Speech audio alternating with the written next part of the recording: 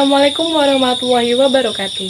Perkenalkan, nama saya Selviana Marsanda, asal sekolah SMA Negeri 9 Kabupaten Tebo. Di video kali ini, saya akan menyampaikan video pembelajaran tentang perkembangan teori atom. Tokoh pertama yang mengawali perkembangan teori atom ialah John Dalton. Ia menyatakan pendapatnya tentang atom pada tahun 1803.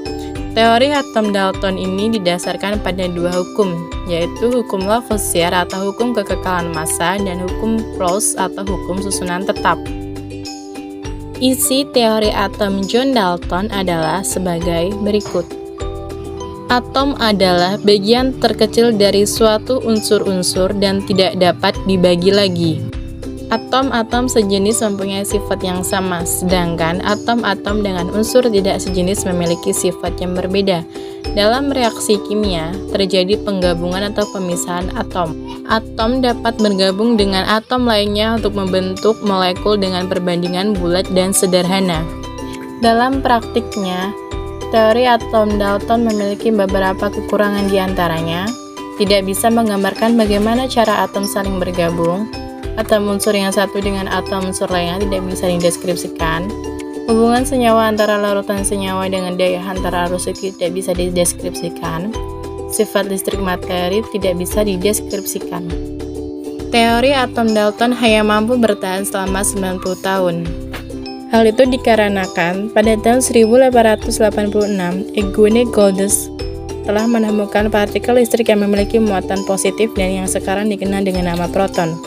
Meskipun teori atom milik John Dalton masih mempunyai kekurangan, tetapi Dalton merupakan bapak pencetus teori atom modern, dan yang lebih penting lagi, teori atom Dalton mampu menjelaskan hukum kekekalan massa Lavoisier, massa zat sebelum dan sesudah reaksi sama. Setelah teori atom Dalton, tokoh perkembangan teori atom selanjutnya adalah teori atom Thomson.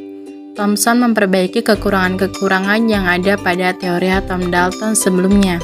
Pada tahun 1897, Thomson menemukan partikel yang bermuatan negatif dan disebut dengan elektron.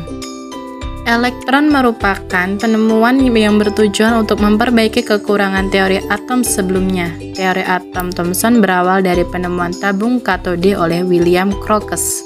Dari penelitian yang sudah dilakukan Crookes, Thomson mengembangkan penelitiannya tentang sinar katode di laboratorium Cavendish. Setelah selesai dan mendapatkan hasil dari penelitian yang dilakukan, Thomson menemukan bahwa sinar katode adalah sebuah partikel. Hal ini disebabkan karena sinar katode mampu memutar baling-baling yang diletakkan antara katode dan anode. Thomson menyatakan bahwa sinar katode termasuk ke dalam partikel penyusun atom, partikel subatom yang memiliki muatan negatif dan sekarang disebut dengan elektron.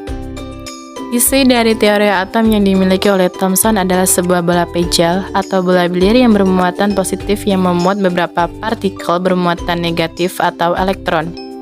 Elektron-elektron ini akan tersebar pada bola seperti kismis pada roti. Teori atom Thomson bisa disebut dengan sebutan teori roti kismis. Dinamakan teori roti kismis karena muatan negatifnya atau elektron kismis mengelilingi atom yang bermuatan positif.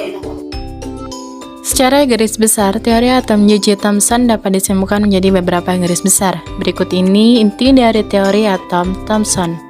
Atom bukanlah bagian terkecil dari suatu zat. Massa elektron atom lebih kecil dari massa atom. Secara keseluruhan, atom bersifat netral. Hal ini dikarenakan muatan atom positif dan negatif yang ada pada atom sama dan suatu atom tidak memiliki muatan positif dan negatif yang berlebihan. Atom dengan muatan positif akan tersebar secara merata ke seluruh bagian atom. Kemudian atom itu dinetralkan oleh elektron-elektron yang tersebar di antara muatan positif. Sama seperti atom Dalton, teori atom Thomson juga memiliki kekurangan. Berikut beberapa kekurangan teori atom Thomson. Teori atom Thomson tidak bisa menjelaskan bagaimana susunan muatan positif dan jumlah elektron yang ada di dalam bola. Inti atom tidak dapat dijelaskan. Teori yang dikembangkan oleh Thomson sayangnya tidak dapat dikembangkan lagi. Penyebab tidak dikembangkan teori ini adalah di kemudian hari teori atom ini ditemukan ketidakcocokan dengan hasil percobaan Ernest Rutherford. Penelitian yang dilakukan Rutherford dapat membuktikan bahwa seluruh bagian atom muatan positif atom tidak tersebar secara merata. Penelitian Rutherford mengungkap bahwa atom muatan positif yang tidak tersebar merata berpusat di bagian tengah atom yang sekarang disebut dengan inti atom. Teori atom selanjutnya adalah teori Ernest Rutherford. Rutherford lahir di Selandia Baru dan berkebangsaan Inggris. Ia adalah murid sekaligus partner dari Thomson. Meskipun Rutherford seorang murid dari Thomson, tetapi ia mengembangkan teori atom dan memperbaiki teori milik gurunya yaitu Thomson. Rutherford dan kedua asistennya menemukan inti atom pada tahun 1910.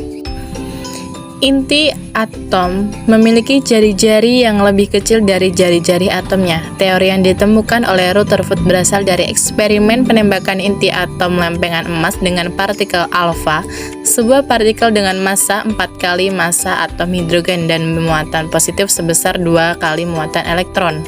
Eksperimen ini dinamakan Geiger-Marsden.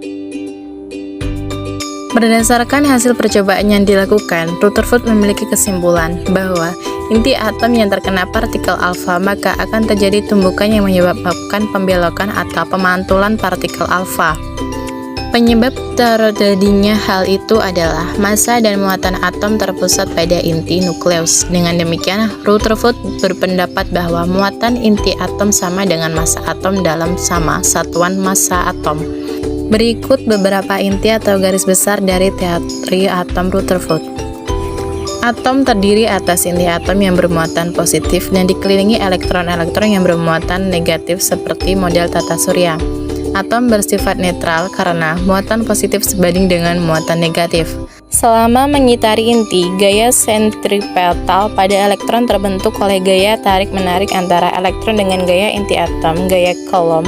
Bagian besar volume atom adalah ruang kosong, bukan pejal. Hal itu disebabkan oleh jari-jari inti atom. Meskipun teori atom Rutherford sudah menggugurkan gagasan teori atom Thomson, tetapi teori Rutherford masih memiliki kekurangan, yaitu teori atom ini tidak bisa mendeskripsikan cara rotasi dari inti atom dan letak dari elektron. Teori atom ini tidak bisa mendeskripsikan spektrum garis yang ada pada atom hidrogen. Berikut adalah contoh dari model atom Ernest Rutherford. Selanjutnya adalah model atom Niels Bohr pada tahun 1985 hingga 1962. Energi atom menjadi tidak stabil karena elektron yang bergerak akan memancarkan energi. Niels Bohr merupakan fisikawan asal Denmark dan peraih Nobel Fisika pada tahun 1922. Bohr memulai penelitian tentang atom pada tahun 1913 dan nama dari hasil penelitian itu adalah spektrum atom hidrogen. Setelah teori Rutherford sudah mulai tersebar dan digunakan para ilmuwan, sepakat bahwa sebuah atom terdiri dari elektron dan inti atom. Teori atom Bohr berawal dari kelemahan teori atom Rutherford. Kelemahan itu adalah lintasan elektron yang disampaikan Rutherford belum sempurna untuk menjelaskan struktur suatu atom karena dianggap bertentangan dengan teori elektrodinamika klasik Maxwell. Dari kelemahan itulah maka Bohr berusaha mengembangkan dan menyempurnakan teori atom Rutherford dengan menggunakan model atom nuklir Rutherford dan teori kuantum Planck dan mengajukan teori atom yang saat ini dikenal dengan sebutan teori atom Bohr. Bentuk dari teori atom Bohr bisa dikatakan seperti peredaran planet saat mengitari tata surya. Beberapa ahli mengatakan teori ini disebutkan dengan teori atom Rutherford-Bohr. Teori ini juga memiliki 4 kesimpulan inti, yaitu elektron mengelilingi atom pada orbit tertentu. Selama berada dalam lintasan, energi elektron tetap sehingga tidak ada energi yang diserap atau dipancarkan. Elektron hanya bisa berpindah dari satu kulit ke kulit lainnya dengan menyerap atau memancarkan energi. Lintasan-lintasan yang diperbolehkan elektron adalah lintasan yang mempunyai momentum sudut kelipatan bulat. Teori atom Bohr memiliki beberapa kelemahan, yaitu teori atom ini tidak dapat menerangkan spektrum atom yang lebih besar daripada hidrogen. Teori atom ini tidak bisa menjelaskan efek Zeeman. Berikut ini adalah salah satu contoh model atom Niels Bohr.